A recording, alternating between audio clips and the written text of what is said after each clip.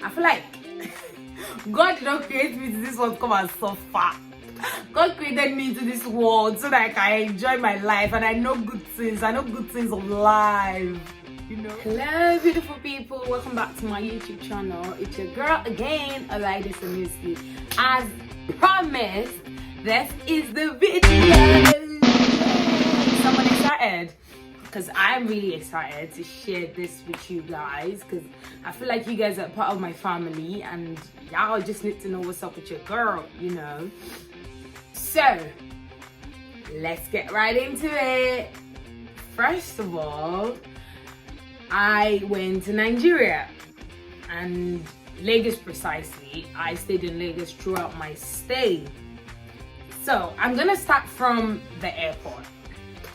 We boarded our flight from Heathrow, I think, to Nigeria. And when we got to Nigeria, we departed from the flight, and obviously we literally gone to the exit that is gonna let us into the actual country at the airport. But while getting to the departures, we were stopped. Obviously, we needed to be checked by immigration, but we were stopped for some weird reasons. I mean, there was a very long queue from the same flight. The queue consists of people from, I think, the same flight as us. And we started asking, like, why is there a queue here? Like, why are we waiting, you know? And someone just answered all of a sudden that, okay, it's because they're checking for coronavirus test results. And I'm like, well, first of all, we were told that it has been cancelled because apparently there was some sort of rigging going on along that line in Nigeria. So there was a law, I think by the governor or the president or someone, I'm not sure. So there was a law or a rule or something that they should stop taking money from people at the airport, and people should stop taking the test at the time. I mean, like, you wouldn't need a result before you can enter into Nigeria. So we didn't do the test to show to them in Nigeria, like the Nigerian one, which you're supposed to book through the website. And funny enough, there were reports of bare people who's gone to Nigeria around the same period that didn't end up getting tested even before they left Nigeria at the time. But it's so funny that, like, you say this is what people should do, but then you take the money, and after taking the money, you actually don't do it. Anyway, that is like a little of the less things that happened to me, or the ridiculous things that happened to me. So after we had left the airport, because fortunately for us, my best friend's dad is an immigration officer who is sometimes rotated to work at the airport in Nigeria. So he helped us through the whole immigration process, and it just made it easier, to be honest, because everybody wanted a ride, literally. Like, they're just asking for money, and my dad's friend is literally like, no, this is my own daughter, you can do that to her, blah blah blah. She and her family are just visiting for the first time. You guys can't just give them a hard time, you know. I mean, we still went through the proper procedure of getting our passport stamped and all of that for non-Nigerian citizens and all of that. I mean, me and my husband had a Nigerian passport, but my daughter didn't. Our plan was to actually get a Nigerian passport in Nigeria. She traveled with a TC document to Nigeria, so we had planned to actually get a passport done while we were in Nigeria. But obviously we had to have like two different queues.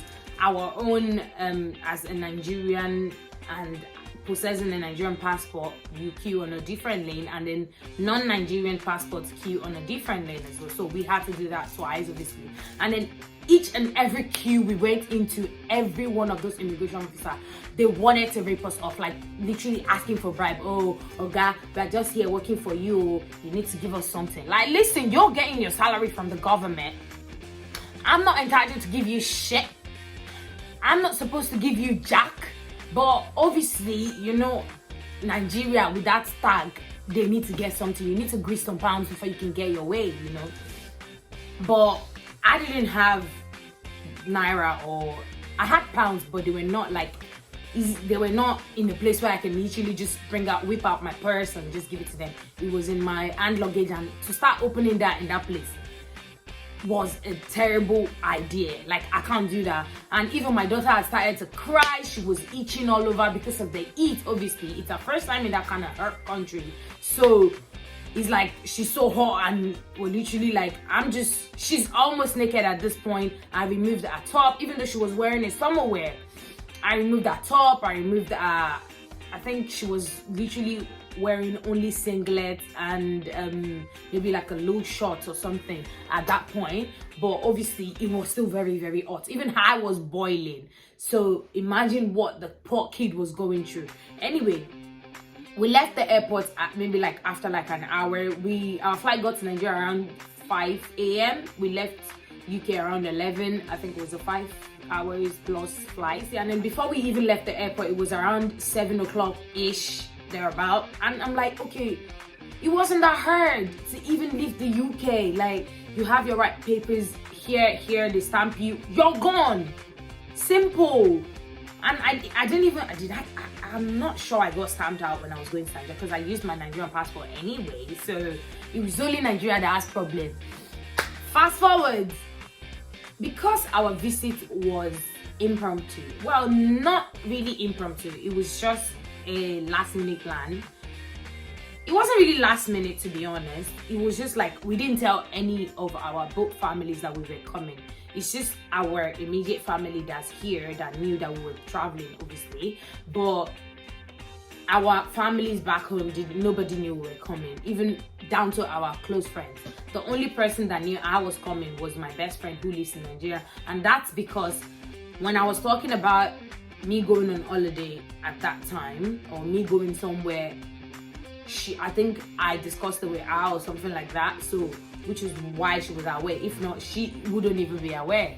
But anyway, that happened, and we had already, my husband had initially spoke to a friend of his who also lived in the UK, but went to Nigeria like 2 weeks or 4 weeks before us. So he's been in Nigeria for a while before we went.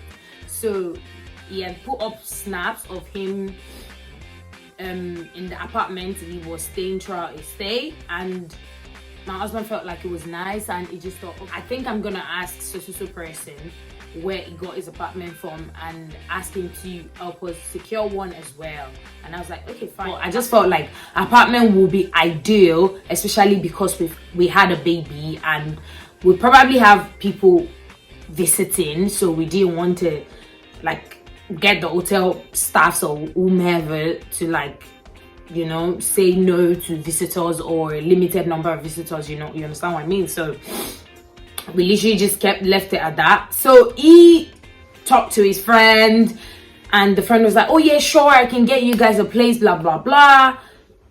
My husband sent him like, I think 90% of the money, and then when he got the place, my husband asked him to send a picture of the apartment, but it was not really sending it. I mean, it was hovering around, I'll send it, I won't send it, I'll send it, I won't send it, and it didn't end up sending it. So it's like a week to our holiday now, and everything is almost set. The only thing that was lagging was our, like, to get a ride. But all the companies that we're contacting to get a car from so that we can drive when we're in Nigeria, most of them, the package comes with a driver, which isn't really convenient, to be honest, because sometimes we might want to go out clubbing and things like that, or even to family members' houses and stuff. We don't want to drive and just sit in a car 24/7 waiting for us. So we decided, okay, you know what, we'll either get a car on our own or get a car from family. At the end of the day, one of my husband friends in Nigeria said that he does that for a side hustle, so he was supposed to source a car for us before our arrival. Yeah, okay, now it's few days to our trip. I asked my husband, have you gotten the confirmation of the apartment? Is everything sorted? Ask your friend what's going on. He said, yeah, the apartment is sorted, everything is fine. It's supposed to be a 3-bedroom apartment in Lekki phase 1, I think. Yeah, so now we think everything is okay. My husband has paid him 100% of the money of the apartment. Meanwhile, my husband has been speaking to his aunt in Nigeria, that one of his other aunts that lives here he's coming to Nigeria, and they would want them to tell their family driver to come pick them up at the airport.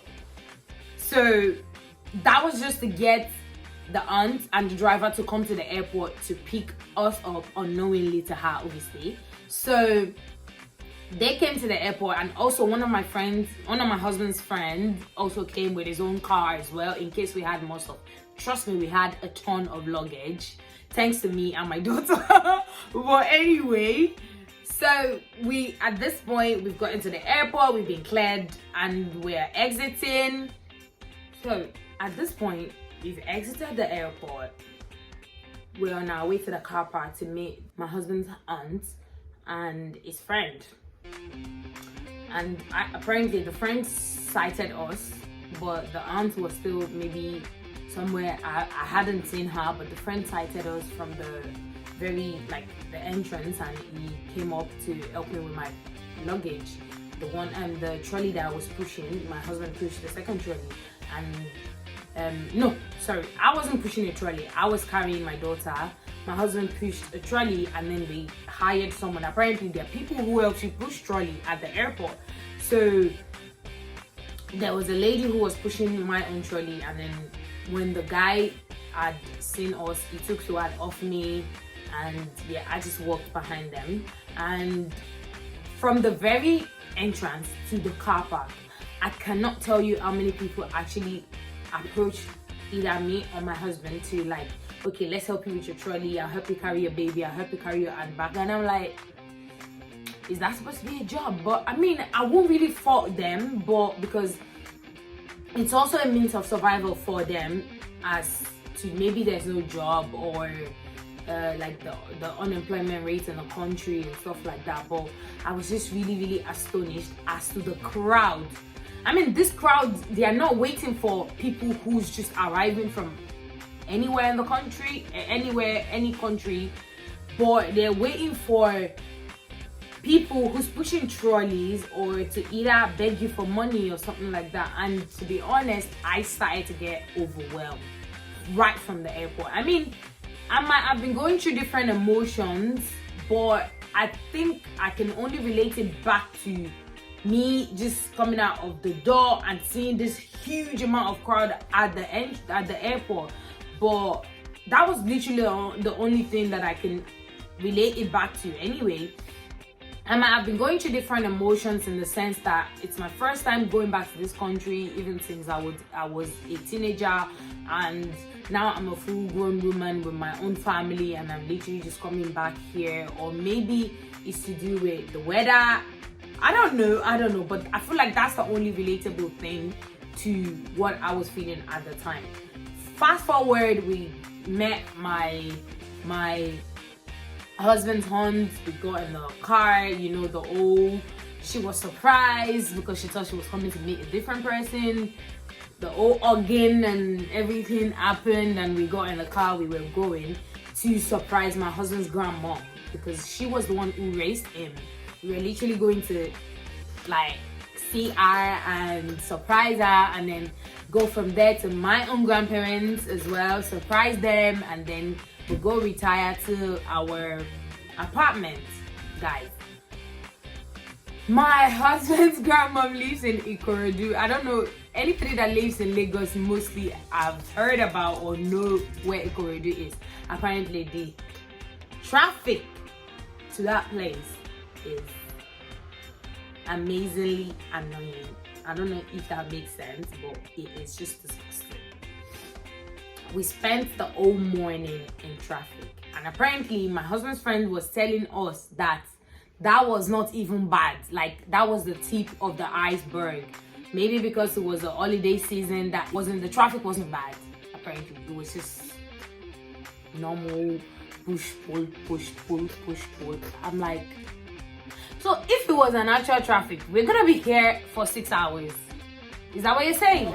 Anyway, I went to Ikorodu, surprised the grandmom. She didn't recognize who it was at first, but I think when she saw Swad, she was like, okay, I think I know her. But anyway, the whole surprise happened. We had breakfast there. At this point, it wasn't breakfast, it was lunch. I think it was around 12 p.m. or 1 p.m. or thereabout. Anyway, we decided to go to our apartment first, drop the bags, so that the family driver could obviously go back because it was a holiday period and he probably needed to spend time with his own family as well. So we headed back to Lekki phase 1. On getting to Lekki, we waited for about 30 minutes to 45 minutes for my husband's friend to bring the key. We were just sitting in the car in that hot weather, in that hot sun. My child was suffering in that hot sun. I mean, we're sitting in the car, but at the end of the day, we can't leave the AC on for ages just because we're sitting there. So we literally come out of the car, go back in, come out, go back. And then here's what was. She literally just wanted to run here and there, run here and there. You know how kids are. Anyway, this girl did not know what was about to hit her. The guy came, gave us the key, took us into the apartment. The name of the apartment was, I don't know if that's the specific name, but I think that's the specific name. But it was in Prime Water Gardens, Lekki phase 1. Guys, we opened the door. We went inside. The moment we opened the door, my senses started to work, like my smell, my hearing, my nose, my mouth. That's when I started doing my face one kind. My husband was already looking out for my reaction to the apartment. I mean, he expected something completely different because, I mean, if we're paying that huge amount of money for that, at least we expected to get something worth the amount, or at least half the amount we're paying. And in the area that it was, people hype it so much as if, no, it's the president's villa. When we walked in there, I tried to be as calm as I could. I checked, obviously, even if it's a hotel, you check out the whole surrounding before you settle down, innit? I went in, I'd gone to check the living room, the kitchen. So I checked the kitchen out, and here I'm saying, babe, listen, the kitchen is a mess. It doesn't look nice, like everything is just disastrous. I'm not sure if I have a footage of the kitchen, but I'm going to check my phone and maybe put up the video somewhere here, if I have the video or the picture. And then there's a balcony, and apparently the balcony is where they, like, people keep generators, or no, not generators, sorry, it's like their AC is facing the corridor, so there's like extra ton of heat generating in that balcony. And I'm just like, what? Anyway, I went into the bedrooms, checked the bedrooms, and I'm saying, okay, we got a 3-bedroom. One of the other rooms is locked. Why is that room locked? There's 2 rooms open, there's 1 room locked. And then the shower was a complete disaster. Like, I walked into the shower, it's like, you know when they just use cement to just cremate, like they just they literally just cemented the whole bathroom. There's no tile, nothing. And then there's a bath in the master bedroom, but that bath, I will go and bath in the river than bath in that bath. Like, the very first, like, I got really riled up, like, instantly saying that. And I'm like, babe, is this the apartment you got for that amount of money? And he's like, yeah, what's wrong with it?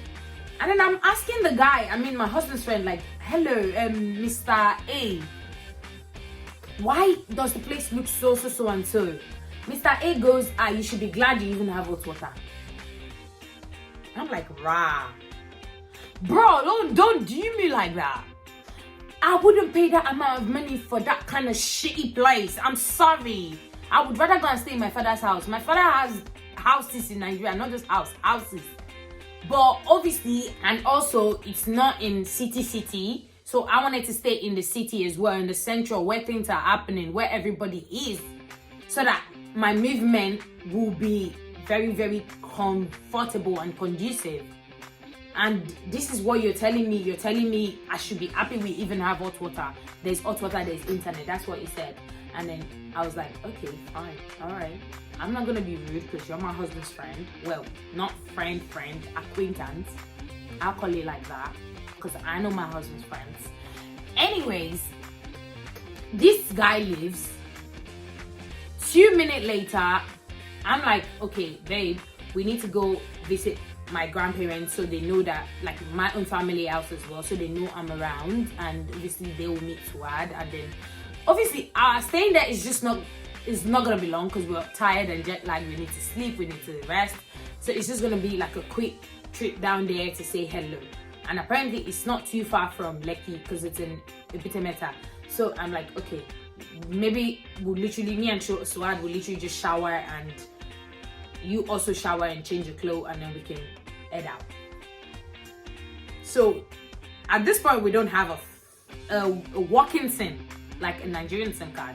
So my husband is like, okay, while you guys are like in the shower and getting ready, I'll quickly go outside and find like a shop or something to buy a SIM card, or you know, or even a business center or something, to just, because we roamed our number, our UK SIM to work in Nigeria, but it didn't work. I mean, calls were coming in, but you can't pick it. The internet, it shows that it's on, but it's not working. So obviously that means the roaming is actually not legitimately working. Do you get what I mean? Because the internet is not going, WhatsApp messages, nothing is coming in. We can't contact anybody, nobody can contact us. So at this point, I'm getting really, really worked up, and I'm getting really, really angry. Like, listen, I didn't come here for this. Anyways, I'm here. I stripped my daughter naked. I'm literally almost naked as well, except for maybe underwear. And I said, let me quickly shower my baby, get her dressed, and then hop in the shower. I went into the shower in the second bedroom. The moment I turned on the water, I was trying to like run the water so it can come on hot. It wasn't hot. I was like, what's going on? I opted in the shower in the master bedroom, and it's also a disaster. First of all, it's not that clean. Second of all, I turned on the tap, and the moment I took the shower, the head fell off. And I was like, oh yeah, here we go. But then I instantly, like, obviously I was like, let's just manage it like that. I put the water was not coming on hot, so I had to get like a bath, like a bowl in the kitchen. I found a bowl in the kitchen. I washed it, brought it into the bathroom. Now I'm putting the pipe into the bowl so that I can get at least cold water, and then boil some in the kettle, at least shower Suad, because at this point her body was already very itchy, she was sweaty, that she genuinely needed a shower. So I boiled some water, I showered her. I could sense that the water was a little bit smelly, but genuinely I wasn't sure if it was the water smelling or the bathroom, but there was a smell. Anyway, I'm going to fast forward that. The whole shower, I showered my daughter. I couldn't shower because nothing was working. By the time he got back, he said he didn't find anywhere to buy a SIM card, and apparently there was a place he found SIM, but they were saying that they couldn't register it, so there was no way he could have used the SIM anyway, because apparently there's this NIN something going on in Nigeria. You have to obtain an NIN number before you can register your SIM. Something is long. So good news, he found someone who shared hotspots with him, and he was able to call 1 or 2 people to come over to our place. One of the other guys, his friend that dropped us, came back, shared hotspot for us. That was when I was able to call a friend as well. I called her, she was like, yeah, I'm coming right over. You didn't tell me you were coming, but yeah, I'm coming. She came around as well, and yeah, so at this point we're literally like a couple of us in the house, and I was already riled up. Like, I'm not gonna sleep here. While I was talking, I found cockroaches and stuff in the kitchen. And I'm like, I ain't gonna eat or cook in this kitchen with cockroach, and I'm sure there's bear rats in there as well. And I'm like, no, I can't sleep here with my child. And what even spoiled the whole situation was that there was mosquitoes. I mean, mosquitoes that will hit you whole. Big mosquitoes that if you kill it, you can find blood all over your hands. Like, I'm like, babe, you know me and Suhad will not sleep here for anything. So you have to call your friend and get him back here to tell the agent or whoever runs this place to change our apartment because we cannot sleep here. I mean, I can't afford to get malaria, you get malaria, our daughter gets malaria. He calls his friend like, hey, this place is not really nice, blah, blah, blah, blah, blah. And the friend is like, I'm coming, what's going on? Guys, the internet was not working. No, the internet this guy was bragging about, it didn't work. It was not working. I don't know if they did subscribe for it. The TV, it was not working. Nothing was working. Microwave, freezer. I think they just turned on the freezer set when we came there, but there was water leaking under the freezer. And I'm like, I know. Anyways, the people came.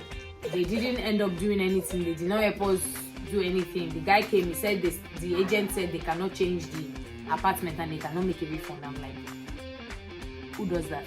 My husband was offering them, take 2 days payment. Is it 2 days or 3 days? Take 3 days payment out of the full money and refund us the rest. These people said no. That's when he went mad. Like, the friend didn't show up. Like, it didn't show up. So it's just us trying to call this person, call that person. My husband went to the the security, and he asked them if they had the number of whomever was managing the apartment that we was in. I think he ended up getting a number of some guy, and then the person came. No, the person didn't come. He sent a plumber to come and fix the bath. So that means his friend must have contacted them. And my husband was like, no, nobody's fixing anything here. I need to see the manager or the supervisor or the agent, whomever. That's when the guy now came. And then he came, was trying to like patronize him and trying to like manage him. Like, oh, uncle, we'll sort it out a little bit at least so that you can be convenient. No, I don't want you to sort it out a little bit. We need to leave this place. I'm not going to sleep here and get mosquito bites, cockroach bites, this bite, that bite, food contamination, food poisoning, this and that. On the first day. Like, no, that's not happening. And then these people came, they were trying to like argue with us back and forth. Oh, he's not actually the agent. There's another agent. There's another agent. There's another agent's agent. I'm like, what? So, how many agents are in between the actual apartment and the owner and the customer? Like, this makes no sense. Make it make sense. All this while his friend didn't show up. And then now in the middle of the discussion, my husband was already angry, like, because this agent called some lady on the phone. Apparently she's the manager. She's chatting shit, saying, who's this stupid guy? Like, that's when everybody just riled up and started cursing the girl. She started chatting shit on the phone, like started hurling insults, and my husband literally started cussing her back, like, are you mad? On top of my money, you know?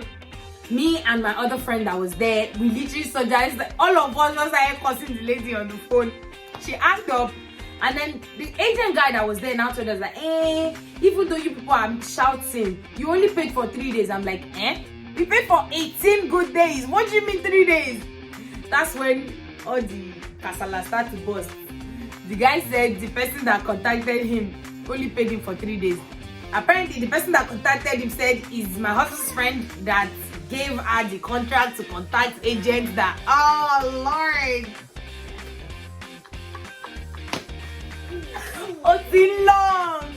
long. I was at the verge of tears. At this point, my husband was bogus. He was mad. He was like, listen, if you people don't bring the right person that I need to talk to and get me my money and let me leave this place, I will break everything here that's worth my money and I would leave. That's when the agent guy was now scared. He called one army guy to come. He now called the armies that was like, I think they were part of like the security for the estate. One of like, I think their manager now came in.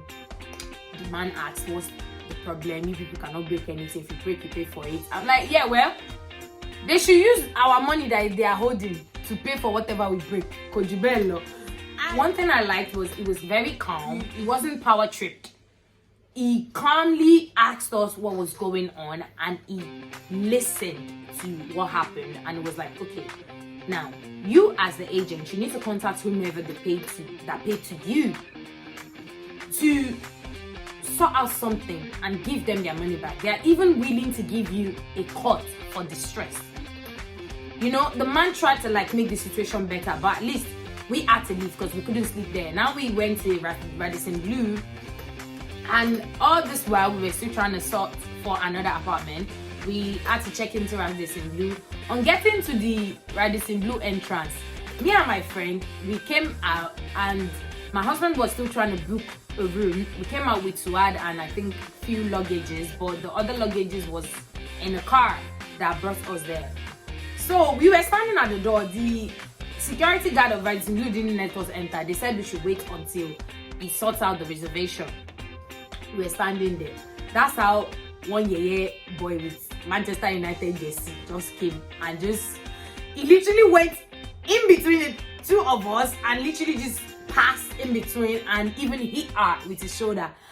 And the girl was like, are we fighting? So it was even me that now said, excuse me, you don't do that to people and not just say sorry. So he was going with his friend. The guy was going, and then his friend just tapped him like, say sorry to the girls. This guy just looked back and like, why should I say sorry? And I'm like, you just went in between us, like we were literally this close, and you just squeezed this. You could have passed somewhere else, and even that's not even the problem, you going in between us. But you hitting her and not saying excuse me or sorry or anything, it's just pure rude. And there I was speaking English. This uncle have changed the matter. Who do you think you are? If men are bringing people to Radisson Blue, you now be acting kiriko you. And I'm like, are you mad? You've literally just done something wrong, something this rude, and I'm asking you to apologize to the girl, and you're literally hurling insult. And that my friend has zero chills. She just went boom at him. Are you mad? Are you foolish? Are you this? Are you that? I'm like, okay.